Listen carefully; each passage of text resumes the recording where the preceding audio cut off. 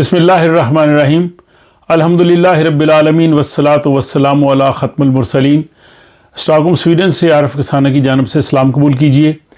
قرآن حکیم سمجھنے کا جو سلسلہ ہم نے شروع کیا ہے اس میں آج ہم 5ویں پارے پہ پہنچ گئے ہیں اور 5ویں پارے میں بیان کیے گئے مضامین کو جاننے کی کوشش کریں گے۔ میں آپ سب کا بہت شکریہ ادا کرتا ہوں کہ آپ نہ صرف ان ولاگز کو دلچسپی سے دیکھتے ہیں بلکہ اپنی رائے سے بھی نوازتے ہیں اور دوست احباب سے بھی شیئر کرتے ہیں۔ میں خصوصاً ڈنمارک کے دارالحکومت کوپن ہیگن میں مقیم اپنے دوست جناب سید اعجاز حیدر بخاری صاحب کا خصوصی شکریہ ادا کرتا ہوں۔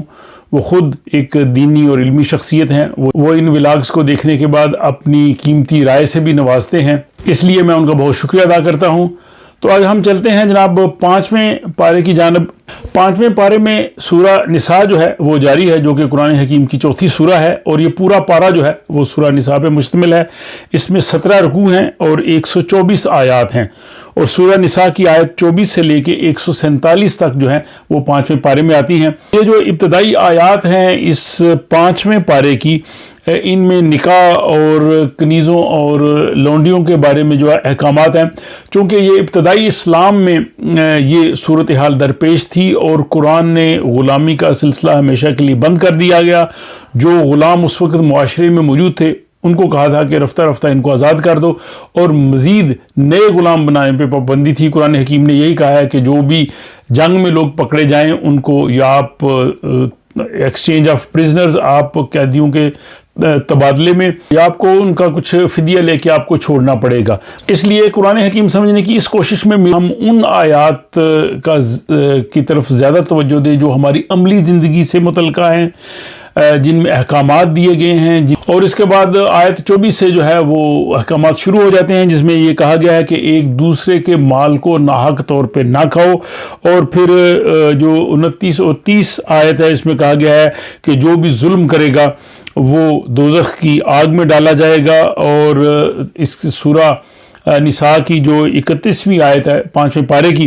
اس میں اللہ تعالیٰ نے فرمایا ہے کہ جو بڑے گناہ ہیں، گناہ کبیرہ ہے، اگر تم ان سے بچتے رہو گے تو جو چھوٹے گناہ ہیں، چھوٹی برائیاں ہیں، خدا وہ معاف کر دے گا، کیونکہ خدا جو ہے وہ رب کریم ہے۔ اور اس کے بعد 32ویں آیت اس میں کہا گیا ہے کہ مرد جو کمائیں اس کمائی میں مردوں کا حصہ ہے، اور عورتیں جو کمائیں تو اس میں عورتوں کا حصہ ہے۔ تو یعنی قرآن حکیم کی روشنی میں مرد اور عورتیں دونوں جو ہیں وہ کام کر سکتی ہیں۔ اس کے بعد سورہ نساء کی 34ویں آیت آتی ہے، جس میں بہت ہی اہم مضمون جو ہے وہ بیان کیا گیا ہے، جس میں یہ کہا گیا ہے کہ مرد جو ہیں وہ عورتوں پر قوام ہیں۔ اب قوام کا ترجمہ کیا جاتا ہے کہ حفاظت کرنے والا، نگہبانی کرنے والا اور ضروریات مہیا کرنے والا۔ کچھ مترجمین ایسے بھی ہیں جنہوں نے اس کا ترجمہ حاکم کیا ہے، اس کا ترجمہ انہوں نے نگران کیا ہے، محافظ کیا ہے، بلکہ کئیوں نے تو افسر تک بھی لکھا ہے۔ اور اس آیت کی روح میں یہ ہے کہ مردوں پر چونکہ مال کمانے کی ذمہ داری ہے، اس حوالے سے ظاہر ان کا درجہ جو ہے وہ زیادہ ہے، اور اس حوالے سے جو شافعی اور مالکی اسکول آف تھاٹ ہے، فقہ ہے، ان کے مطابق مردوں کی یہ جو فضیلت ہے وہ ان کے مال کمانے کی وجہ سے ہے۔ ظاہر اس معاشرے میں عورتیں کام نہیں کرتی تھیں، لیکن انہوں نے کہا کہ اگر مردوں کی یہ حیثیت نہ ہو تو پھر ان کی یہ جو فضیلت ہے یہ نہیں رہتی۔ اس سے اگلی آیت 35 میں جو ہے وہ گھریلو جو تعلقات ہیں اس کے حوالے سے بات کی گئی ہے کہ اگر کسی وجہ سے میاں بیوی میں جو ہے وہ لڑائی جھگڑا ہو جائے، ناچاکی ہو جائے، حالات خراب ہو جائیں، تو اس میں یہ کہا گیا ہے کہ مرد کی طرف سے ایک آدمی اور عورت کی طرف سے ایک آدمی جو ہے وہ صلح کرانے کے لیے آ جائے اور وہ کوشش کرے کہ ان میں مصالحت ہو جائے، اور اگر میاں بیوی بھی آپس میں صلح کا ارادہ کر لیں تو وہ ان کے لیے بہت بہتر ہے۔ اس کے بعد آیت 36 میں یہ کہا گیا ہے کہ اللہ تعالیٰ کی عبادت کرو اور ماں باپ کے ساتھ بلائی کرو۔ قرآن نے کئی مواقع پہ یہ کہا ہے کہ ماں باپ کے ساتھ احسان کرو۔ یہاں یہ وضاحت بھی ضروری ہے کہ قرآن میں کہیں یہ نہیں آیا کہ ماں باپ کی اطاعت کرو، ماں باپ کے ساتھ احسان کا ذکر ہے۔ احسان کا مطلب ہوتا ہے کہ اگر ان میں کوئی کمی ہے، ان کے بڑھاپے کی وجہ سے ان میں کچھ ان کو ضروریات آتی ہیں، تو ان کا جو ہے وہ خاص خیال رکھا جائے، ان کے ساتھ ادب سے پیش آیا جائے۔ اور پھر اس آیت میں یہ کہا گیا کہ رشتہ داروں، یتیموں، محتاجوں، نزدیکی ہمسایوں، اجنبی پڑوسی، ہم مجلس لوگ جو ہیں، مسافر ہیں، ان سب کے ساتھ اچھا سلوک کیا جائے، اور غرور و تکبر کا جو ہے رویہ اختیار نہ کیا جائے۔ تو اس لحاظ سے اگر ہم دیکھیں تو آیت 36 میں جو معاشرتی جو آداب ہیں وہ بہت ہی خوبصورت انداز سے جو ہے وہ بتائے گئے ہیں، اور آیت 40 میں یہ کہا گیا ہے کہ اللہ تعالیٰ کسی پر ذرہ برابر بھی جو ہے وہ ظلم نہیں کرتا، بلکہ اگر ہم نیکی کرتے ہیں تو وہ نیکی کا 2 گنا اجر، اور کئی مترجمین نے لکھا ہے کہ کئی گنا جو ہے وہ اللہ تعالیٰ اجر دیتا ہے۔ اور 41ویں آیت میں ایک بار پھر جو ہے وہ شراب نوشی کے حوالے سے بات کی گئی ہے، جیسا کہ پہلے بھی آپ نے دیکھا کہ اس میں کہا تھا کہ اس میں فائدے یا نقصان ہے۔ اب اگلا حکم یہ تھا کہ نشے کی حالت میں جو ہے وہ نماز کے قریب نہ جاؤ، کیونکہ جب تم نماز ادا کر رہے ہو نشے میں تو تمہیں علم ہی نہیں ہے کہ تم کیا کر رہے ہو۔ تو اس سے یہ بھی ایک پہلو نکلتا ہے کہ جب ہم نماز ادا کر رہے ہوں تو ہمیں پتہ ہونا چاہیے کہ ہم کیا کہہ رہے ہیں، اور حتمی طور پہ جو شراب نوشی کی حرمت کی سزا وہ اگلی آیات میں آئے گی۔ اور دوسرا اس میں جنابت اور غسل کرنے کے حوالے سے بھی بتایا گیا ہے، اور پھر یہ ہے کہ اگر غسل کے لیے پانی میسر نہیں ہے تو پھر تم تیمم کر سکتے ہو۔ اور پھر 47ویں آیت میں جو ہے وہ اہل کتاب سے یہ کہا گیا ہے کہ وہ حضور اور قرآن حکیم پہ جو ہے وہ ایمان لائیں، اور اس کے بعد کچھ آیات جو ہے وہ اس سورہ نساء کی 5ویں پارے کی جو ہیں وہ اہل کتاب کے حوالے سے ہیں، وہ یہود کے حوالے سے ہیں، ان کی تفصیل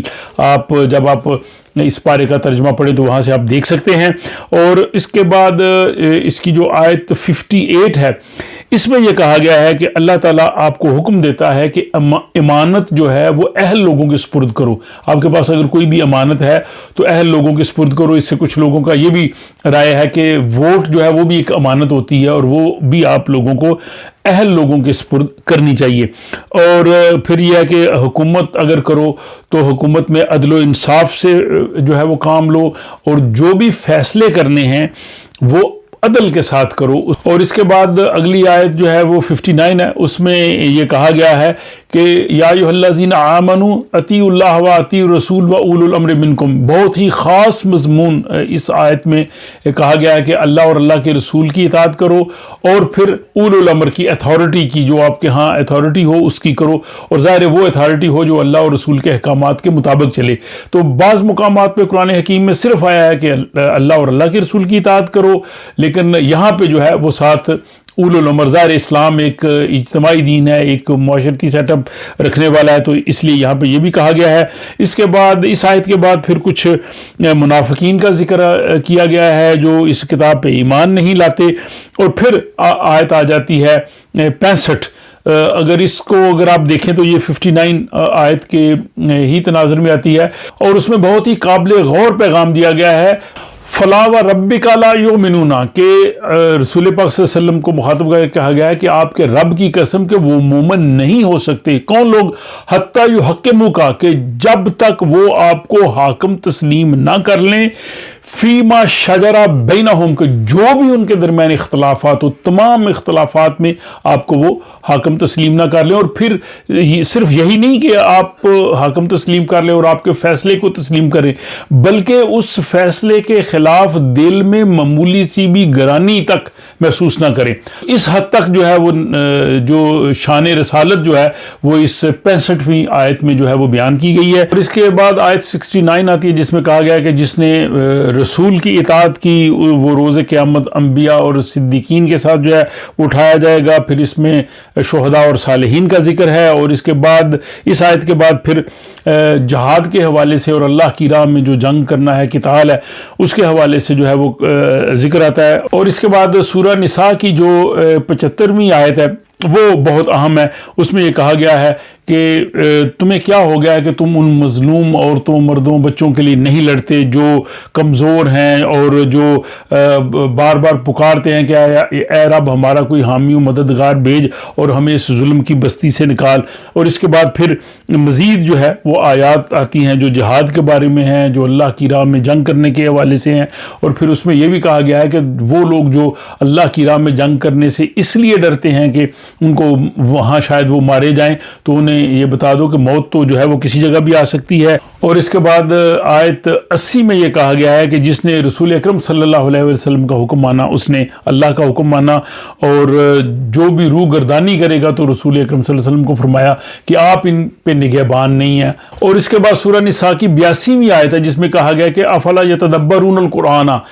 یہ لوگ قرآن پہ غور کیوں نہیں کرتے؟ تو یہاں قرآن جو ہے وہ غور و فکر کی دعوت دیتا ہے، اور آگے پھر وہ قرآن پوچھتا ہے لو کان من عند غیر اللہ، کہ اگر یہ قرآن غیر اللہ کی طرف سے ہوتا تو پھر اس میں کیا ہوتا کہ اختلافاً کثیرہ، اس میں بہت سے اختلافات ہوتے۔ تو قرآن اپنی سچائی کی جو بہت بڑی دلیل پیش کرتا ہے، جو پوری دنیا کے سامنے ہے اور جو ہمیشہ قیامت تک رہے گی، وہ یہی ہے کہ قرآن میں اختلافات نہیں ہے۔ کوئی بھی اگر کتاب جو ہے وہ اس کو لکھنے والا مصنف جو ہے اگر وہ کافی عرصہ لگا کے لکھتا ہے تو اس میں کئی جگہ پہ اختلافات ہو سکتے ہیں، اور قرآن 23 سال میں یہ نازل ہوئی اور مختلف اس کے کاتبین تھے، تو 23 سال میں اگر کوئی کتاب اس طرح سے لکھی جائے اور مختلف لوگوں کو لکھوائی جائے تو اس میں اختلافات ہو سکتے ہیں، اور قرآن یہ آج بھی یہ دعویٰ کرتا ہے، اور یہ قرآن کی بہت بڑی سچائی ہے۔ اس سے پہلے آپ نے دیکھا کہ پہلے یہ کہا کہ اگر تم سمجھتے ہو کہ قرآن اللہ کی طرف سے نہیں تو پھر کوئی سورہ بنا کے لاؤ، اور یہاں کہا کہ اس پہ غور کرو، افلا یتدبرون القرآن، اس پہ غور و فکر کرو اور یہ دیکھو کہ اگر یہ اللہ کی طرف سے نہ ہوتا تو قرآن میں کئی طرح کے اختلافات ہوتے۔ تو میں سمجھتا ہوں کہ ایک بہت ہی بڑی قرآن کی جو سچائی کی دلیل ہے جو یہاں پہ بیان کی گئی ہے۔ اور اس کے بعد 86ویں آیت ہے جس میں ایک دفعہ پھر جو ہے وہ آداب اور مینرز سکھائے گئے ہیں کہ اگر تمہیں کوئی سلام کرے تو تم جو ہے وہ بہتر الفاظ میں، اس سے بہتر الفاظ میں جواب دو، یا کم سے کم ویسے ہی الفاظ جو ہیں ان سے ان کا جواب دو۔ اور پھر 86ویں آیت کے بعد پھر کچھ اور آیات مزید جو ہے پھر وہ منافقین کے بارے میں ان کا ذکر آتا ہے،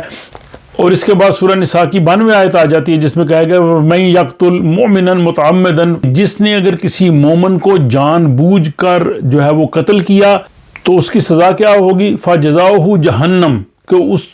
اس کی سزا جہنم ہے جس میں وہ خالدن فیہا، ہمیشہ کے لیے وہ اس میں رہے گا۔ تو مومن کی جان کی جو ہے وہ اتنی بڑی عظمت جو ہے وہ اللہ تعالیٰ نے کہی ہے کہ اگر کوئی شخص کسی مومن کو جان بوجھ کے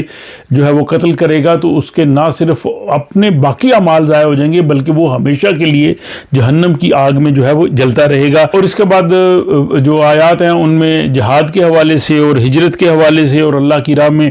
جو لوگ کوشش کرتے ہیں ان کا ذکر ہے۔ اور پھر 101 آیت آتی ہے کہ جس میں کہا گیا ہے کہ جب تم سفر کے لیے نکلو تو اپنی نماز جو ہے وہ مختصر کر سکتے ہو، تو قصر نماز کا جو ہے وہ حوالہ یہ 101 آیت میں ہے، اور بلکہ اس میں پھر ساتھ حالت جنگ کا بھی ذکر ہے کہ حالت جنگ میں جو ہے وہ نماز جو ہے وہ کیسے کی جائے۔ اور 105 آیت جو ہے میں سمجھتا ہوں وہ بھی بڑی قابل غور ہے، جس میں یہ کہا گیا ہے کہ اپنے جو فیصلے ہیں وہ کتاب اللہ کے مطابق یعنی قرآن حکیم کے مطابق کرو۔ تو جو ایک مسلم سوسائٹی ہے، جو مسلم معاشرہ ہے، جہاں مسلمانوں کی حکومت ہے، وہاں پہ ان کو تمام فیصلے قرآن حکیم کی روشنی میں ہی کرنے چاہیے۔ اور اس کے بعد 122ویں آیت ہے جس میں کہا گیا کہ جو لوگ ایمان لائے اور نیک عمل کرتے رہے وہ بہشت میں رہیں گے، اور اللہ تعالیٰ کا ان سے وعدہ ہے اور اللہ کا وعدہ ہمیشہ سچا ہے۔ پھر 124ویں آیت ہے جس میں کہا کہ جو کوئی بھی نیک عمل کرے گا، خواہ وہ مرد ہو یا عورت ہو، اس کا جناب اس کو اجر ملے گا، اور کسی کی بھی جو معمولی سی بھی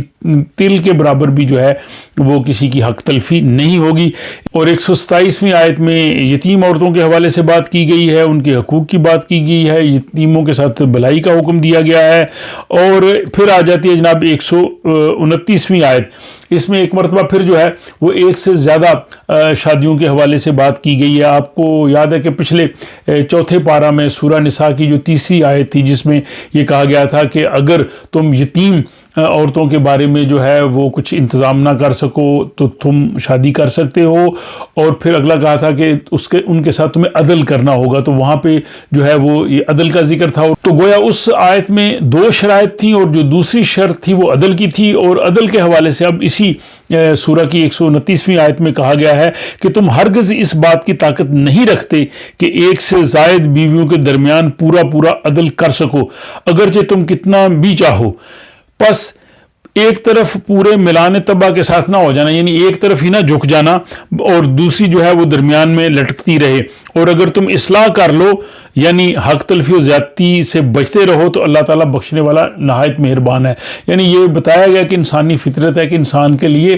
جو ہے اس طرح سے عدل کرنا بہت مشکل ہے، اور اس طرح سے جو عدل کرنے والی شرط ہے یہ بڑی جو ہے وہ میں سمجھتا ہوں بڑی سخت شرط ہے۔ اور اس کے بعد 133ویں آیت میں کہا گیا ہے کہ اے لوگو اگر اللہ تعالیٰ چاہے تو تم لوگوں کو بالکل ختم کر دے اور تمہاری جگہ پہ کوئی اور لوگ لے آئے، کیونکہ اللہ تعالیٰ کو اس سب پہ قدرت حاصل ہے۔ اور اس کے بعد 135ویں آیت میں کہا گیا ہے کہ انصاف پر مضبوطی سے قائم رہو اور سچی گواہی دو، اور وہ گواہی خواہ تمہارے والدین کے خلاف ہو، تمہارے اپنے خلاف ہو، رشتہ داروں کے خلاف ہو، پھر بھی تمہیں سچی گواہی دینی چاہیے، اور اللہ تعالیٰ جو ہے وہ خوب جانتا ہے۔ اس کے بعد جناب آ جاتی ہے 136ویں آیت، اور 136ویں آیت جو ہے اس میں بھی بہت ہی خاص مضمون جو ہے وہ بیان کیا گیا ہے، بلکہ بہت ہی قابل غور ہے۔ وہ یہ ہے کہ یا ایھا الذین آمنوا آمنوا، اب دیکھیے کہ اے ایمان والو ایمان لاؤ باللہ و رسولہ والکتاب الذی نزل علی رسولہ، کہ اے ایمان والو ایمان لاؤ اللہ پہ، رسول پہ، اور اس کتاب پہ جو رسول پاک پہ نازل ہوئی۔ اب دیکھنے کو یہ مضمون بڑا عجیب لگتا ہے کہ جو پہلے ہی ایمان والے ہیں ان کو دوبارہ ایمان لانے کے لیے کیوں کہا جا رہا ہے؟ تو اگر اس پہ غور کریں تو بہت سے جو اہل علم ہیں انہوں نے کہا ہے بائی کنوکشن ایمان نہیں لاتے، ان کو کہا گیا ہے کہ بائی کنوکشن ایمان لانا ہے۔ آپ ایمان فیتھ نہیں ہے، ایمان کنوکشن ہوتی ہے، تو اس میں آپ نے دل و دماغ کے اطمینان کے ساتھ، یقین کے ساتھ آپ نے اللہ پہ، رسول پہ اور قرآن حکیم پہ ایمان لانا ہے۔ تو یہ بہت ہی خاص مضمون جو ہے وہ 136ویں آیت اس میں کہا گیا ہے۔ اور اس کے بعد 137ویں آیت اس میں بھی جو ہے وہ بہت ہی جو ہے وہ ایک قابل غور موضوع ہے۔ اس میں یہ کہا گیا ہے کہ ان الذین آمنوا ثم کفروا، وہ لوگ جو ایمان لائے انہوں نے کفر کیا، ثم آمنوا ثم کفروا، پھر ایمان لائے پھر کفر کیا۔ تو یعنی یہ آپ اس آیت پہ اگر ہم غور کریں تو اس کا مطلب یہ ہے کہ ایک شخص ایمان لایا، پھر اس نے کفر کر دیا، اور کفر کرنے کے بعد پھر دوبارہ ایمان لایا اور پھر کفر اس نے کر دیا۔ اور اس کے بعد سورہ نساء کی 140ویں آیت میں جو پیغام دیا گیا ہے، میں سمجھتا ہوں کہ جو آج کل کے حالات ہوئے ہیں، خصوصاً یہاں سویڈن میں اور بعض یورپی ملکوں میں جہاں پہ جو ہے وہ قرآن حکیم کی بے حرمتی کی گئی ہے، تو اس کا جو جواب ہے قرآن حکیم نے بڑے اچھے طریقے سے دیا کہ ہمیں کیا کرنا چاہیے، کہ اللہ تعالیٰ نے یہ فرمایا ہے کہ یہ کتاب جو آپ کی طرف نازل کی گئی ہے، اگر کسی جگہ پہ اس کی آیات کا مذاق اڑایا جا رہا ہو تو وہاں سے جو ہے وہ خاموشی سے اٹھ کے چلے جاؤ۔ جب وہ لوگ دوبارہ جو ہے کسی اور موضوع پہ گفتگو کر رہے ہو تو پھر تم آ کے بیٹھ سکتے ہو۔ اس موضوع پہ قرآن حکیم میں اور مقامات پہ بھی بات ہوئی ہے، تو جب ہم وہاں پہ جائیں گے تو وہاں بھی ہم ان آیات کے مفہوم کو سمجھیں گے۔ بہرحال میں سمجھتا ہوں کہ یہ ہمارے لیے ایک قابل عمل راستہ بتایا گیا ہے کہ اگر کسی جگہ پہ جو ہے وہ اسلام کا، قرآن کا مذاق اڑایا جا رہا ہو، ان کی توہین کی جا رہی ہو، تو ہم نے وہاں پہ کیا کرنا ہے کہ سمپلی ہم وہاں سے واک آؤٹ کر کے اٹھ کے چلے جائیں۔ اور 146ویں آیت ہے کہ پھر جو لوگ توبہ کر لیتے ہیں اور اصلاح کر لیتے ہیں اور اللہ تعالیٰ سے اپنا تعلق جوڑتے ہیں تو وہ ان کو مومنین کی جو ہے وہ سنگت ان کی جو ہے وہ ساتھ رہیں گے۔ اور 147ویں آیت اس پارے کی 5ویں پارے کی آخری آیت، اس میں کہا گیا ہے کہ اللہ تعالیٰ جو ہے وہ تمہیں عذاب دے کے کیا کرے گا، تم اس کے شکر گزار بندے بن جاؤ، ایمان لاؤ۔ اللہ تعالیٰ جو ہے وہ قدر شناس ہے اور اللہ تعالیٰ ہر عمل کو جاننے والا ہے۔ تو ناظرین یہ تھا 5ویں پارے کا خلاصہ۔ 5ویں پارے میں جو خاص خاص مضامین بیان کیے گئے تھے وہ میں نے آج کی اس ویلاگ کی صورت میں آپ کے سامنے پیش کیے ہیں۔ اللہ تعالیٰ مجھے اور آپ کو قرآن حکیم پر غور کرنے کی توفیق دے، اس پہ جو ہے وہ عمل کرنے کی توفیق دے، اس کو سمجھنے کی توفیق دے۔ اور اگر آپ سمجھتے ہیں کہ یہ سلسلہ اچھا ہے تو آپ اسے اپنے دوست احباب سے شیئر بھی کر سکتے ہیں، اور اپنی رائے کا اظہار ضرور کیجیے۔ اپنی رائے جو ہے وہ کمنٹس میں لکھ سکتے ہیں۔ مجھے اجازت دیجیے، آپ سے اگلے ولاگ میں ملاقات ہوتی ہے جس میں ہم 6 پارے کے مفہوم کو جاننے کی کوشش کریں گے۔ وما علینا الا البلاغ۔